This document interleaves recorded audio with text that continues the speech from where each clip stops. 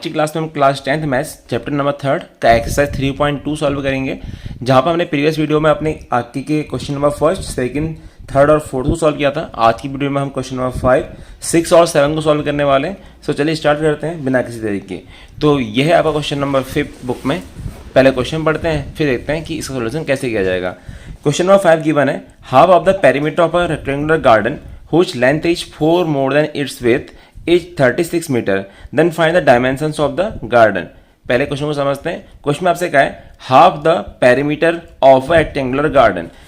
तो मैं एक तरफ बुक रख रहा हूँ, कॉपी रखिए, आप सॉल्व करते हैं इस क्वेश्चन को। So let the perimeter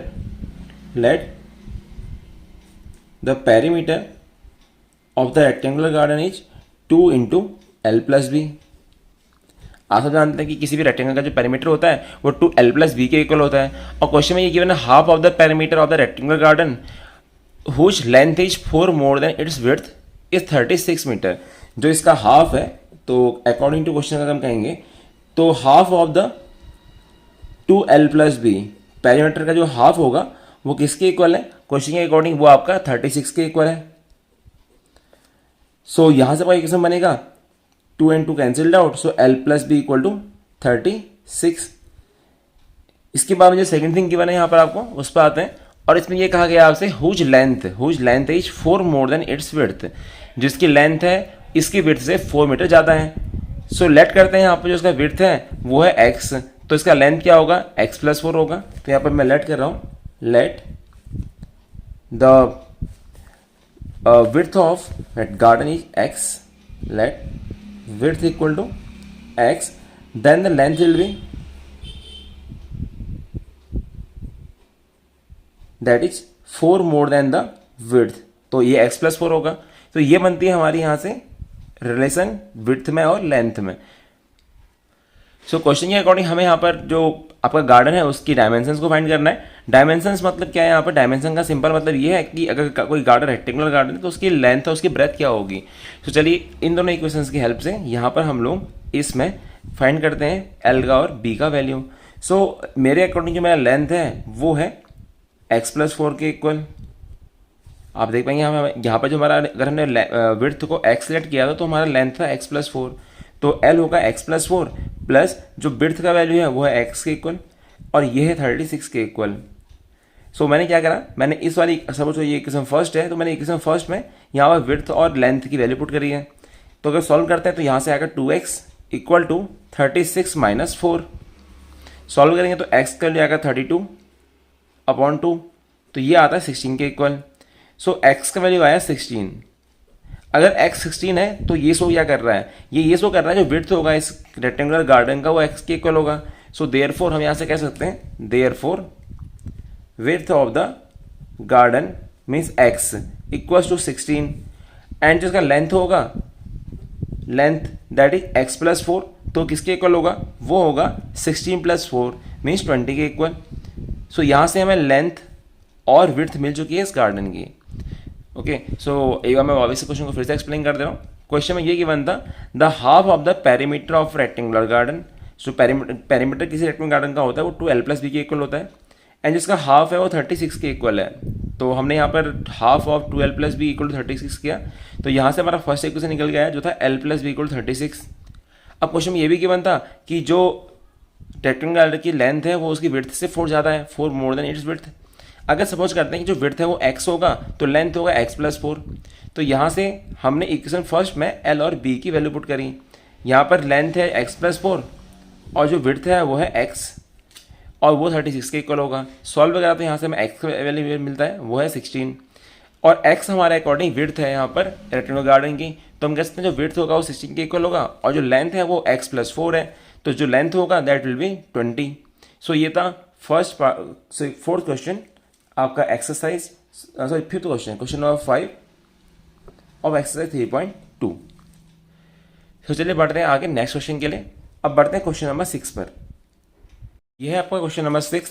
question में गिवन है, given the linear equation 2x plus 3y minus 8 equal to 0, write another linear equation in 2 variables such that the geometrical representation of the pairs so formed is intersecting lines, parallel lines and coincident lines.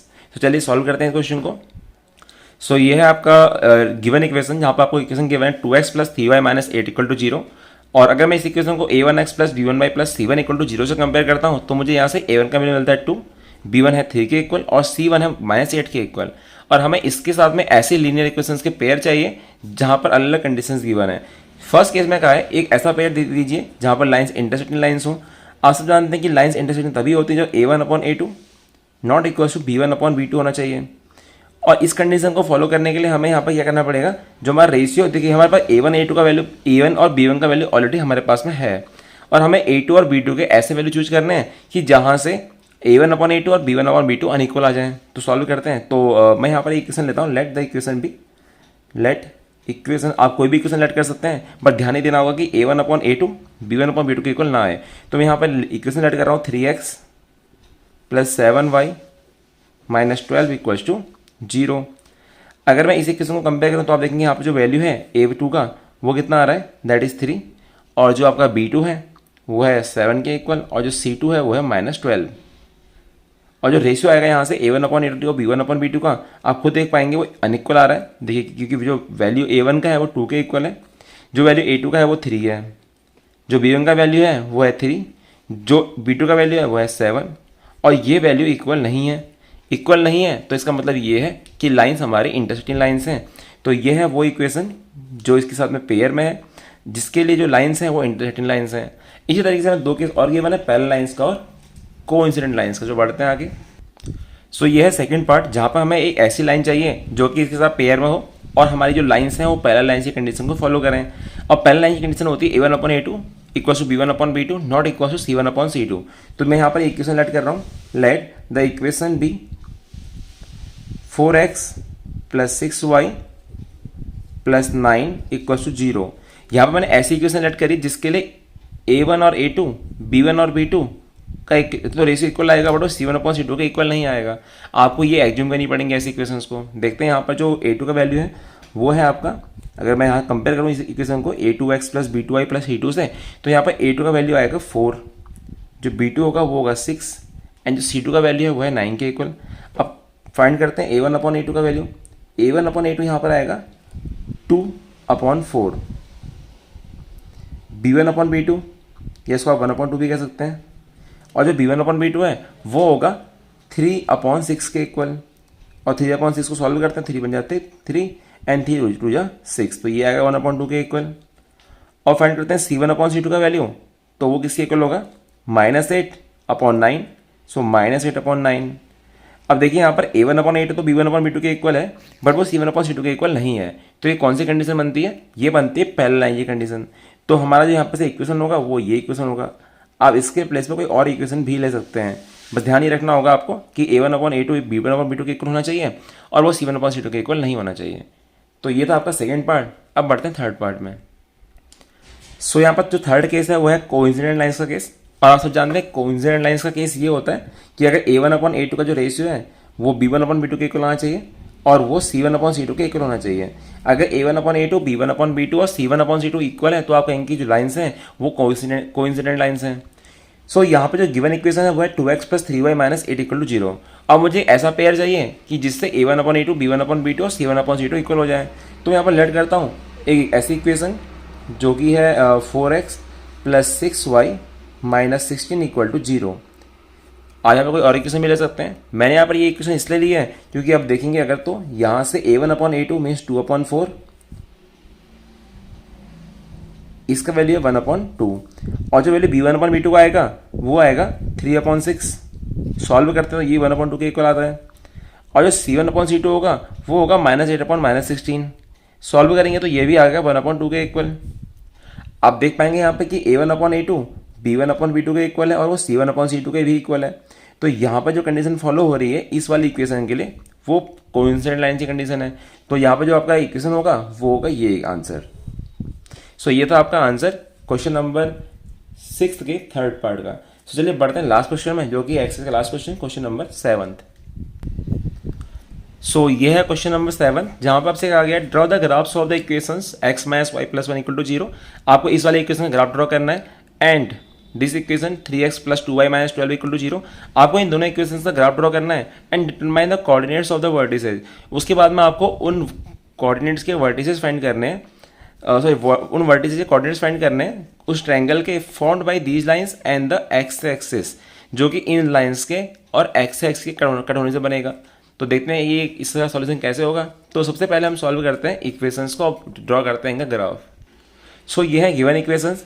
पहला equation है x minus y plus 1 equal to 0 और दूसरा equation है 3x plus 2y minus 12 equal to 0।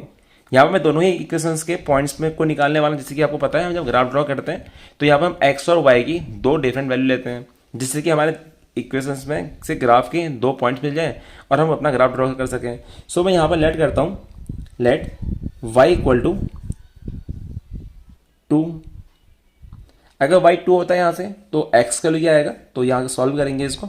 So x आएगा x minus 2 plus 1 equal to 0। So x minus 1 equal to 0। तो यहाँ से x का वैल्यू आएगा 1 के इक्वल। तो अगर y का वैल्यू 2 है तो उसके लिए x का वैल्यू 1 के इक्वल होगा।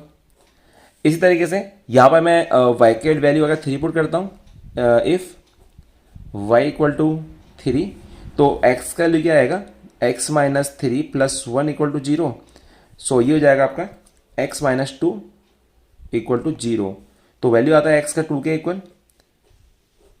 तो यहाँ से दो डिफरेंट पॉइंट्स मिल चुके हैं। जब हमने y इक्वल टू 2 रखा था तो x का वैल्यू आता है 1। जब मैंने y इक्वल टू 3 पुट किया तो x का वैल्यू आता है 2 के इक्वल। तो इनकी हेल्प से मैं यहाँ पर बॉक्स फॉर्म कर सकता हूँ ग्राफ बनाने के लिए। तो यहाँ पर मैं x और y के लिए एक बॉक्स बना रहा हूँ, जिसकी हेल्प से मैं ग्राफ बनाऊंगा। यहाँ पर मैं x की वैल्यू लिखूंगा और यहाँ पर y की वैल्यू लिखूंगा। जब x का वैल्यू y का वैल्यू 2 था तो x का वैल्यू 1 था, तो y इक्वल टू 2 के लिए x 1 है।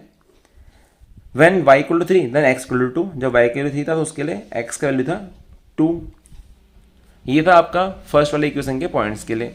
अब पॉइंट्स फाइंड करते हैं, दो पॉइंट्स इस सेकंड इक्वेशन के।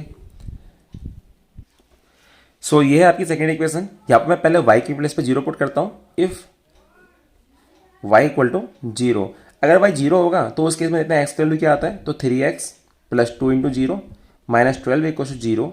सो यहाँ से आएगा 3x इक्वल टू, बिकॉज ये वैल्यू टू 0 हो जाएगा, तो यहाँ से आएगा 3x plus minus 12 equal to 0। So आप अगर सॉल्व करते हैं इसको तो आपको मिलेगा x इक्वल टू 4। मीन्स जब y का वैल्यू 0 था तो उसके लिए x का वैल्यू 4 आता है। अब मैं यहाँ पर एक वैल्यू पुट करता हूँ y की, जिसके लिए मुझे x का वैल्यू चाहिए। आप यहाँ पर x और y कोई भी वैल्यू पुट कर सकते हैं, मैंने आपको पहले भी समझाया था। बट आपको ये ध्यान रखना होगा कि जो आपको वैल्यू मिल के आ रही है वो इंटीजर्स की फॉर्म में होनी चाहिए। वैसे आपके नंबर्स पॉइंट्स में भी आ सकते हैं, बट अगर आपके नंबर्स जो आंसर्स हैं अगर वो इंटीजर्स की फॉर्म में आते हैं तो आपको ग्राफ ड्रॉ करने में प्रॉब्लम नहीं आएगी। सो अब मैं यहाँ पर नेक्स्ट पॉइंट लेता हूँ, इफ y इक्वल टू 3। अगर y का वैल्यू 3 होता है तो क्या होगा, ध्यान देते हैं यहाँ पे। सो ये हो जाएगा 3x plus 2 into 3 minus 12 equal to 0। So ये आएगा आपका 3x plus 6 minus 12 equal to 0।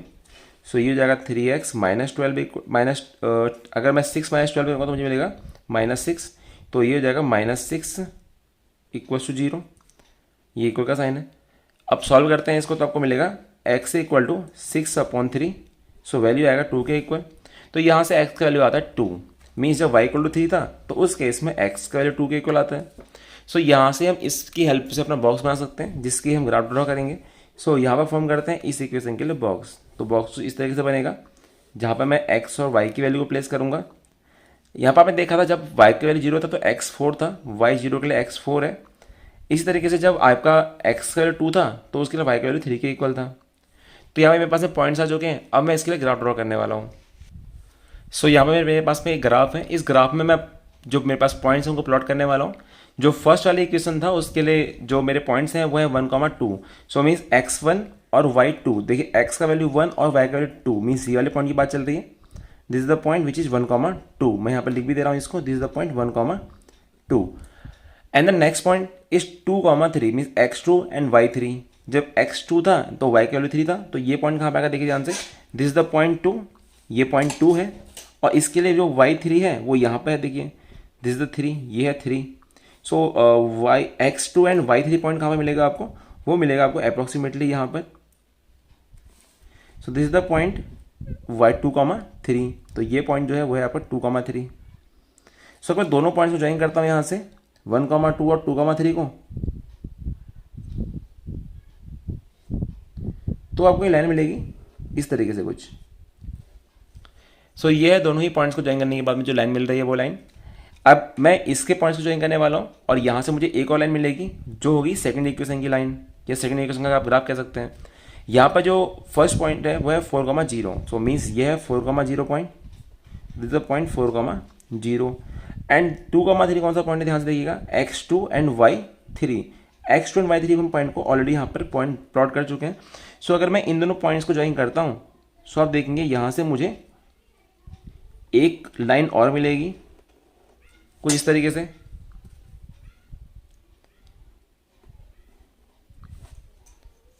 So ये था ग्राफ फर्स्ट इक्वेशन का x minus y plus 1 equal to 0 का, और ये है ग्राफ सेकेंड इक्वेशन का जो कि है आपकी 3x plus 2y minus 12 equal to 0। और आप देख पाएंगे इन दोनों इक्वेशन से एक दूसरे को कहाँ पर कट किया है, 2,3 पे। सो ये है सॉल्यूशंस इस इक्वेशन के, मीन्स 2,3 जो पॉइंट है ये इसका सॉल्यूशन रहेगा। मीन्स अगर लीनियर इक्वेशंस के पेयर्स में जहाँ पर भी वो पेयर्स एक दूसरे को कट करते हैं वही इनका सॉल्यूशन होता है। तो क्वेश्चन में आपसे कहा था कि आपको ये करना है कि आपको वर्टिसेस फाइंड करना है। तो वर्टिसेस कौन कौन से होंगे, पहला वर्टेक्स है इसका 2,3 इस ट्रायंगल का, सेकंड जो वर्टेक्स है वो यहाँ पर आएगा, थर्ड वर्टेक्स यहाँ पर आएगा, और इसका जो ट्रायंगल फॉर्म हो रहा है एक्स एक्स के साथ में आपको उसको सेट भी करना है। सो आपने देखा यहाँ पर कि हमारा ग्राफ फॉर्म हो चुका है और जो वर्टिसेज हैं पहला पॉइंट है 2,3, नेक्स्ट है 4,0, और जो पॉइंट यहाँ पर आएगा देखिए यहाँ पर -1 पर पॉइंट ये आ रहा है तो आपका यहाँ पर पॉइंट होगा -1,0। तो ये है यहाँ पर ट्रायंगल के वर्टिसेस, पहला वर्टिस है 2,3, सेकंड है 4,0 और थर्ड वर्टेक्स है -1,0। मीन्स इन वर्टिक्स के कोऑर्डिनेट्स हैं। तो ये हमें आंसर में बताना था और इस वाले रीजन को यहाँ पर सेट भी करना। तो अब यहाँ पर इसको सेट कर देंगे कुछ इस तरीके से। सो ये था ग्राफ क्वेश्चन नंबर 7 का। इसके साथ में हमारी एक्सरसाइज 2.3 खत्म होती है यहाँ पर। इसके बाद हम नेक्स्ट 3.2 खत्म होती है। इसके बाद हम नेक्स्ट वीडियो में देखेंगे 3.3 एक्सरसाइज को। So thank you everyone and have a nice day, bye.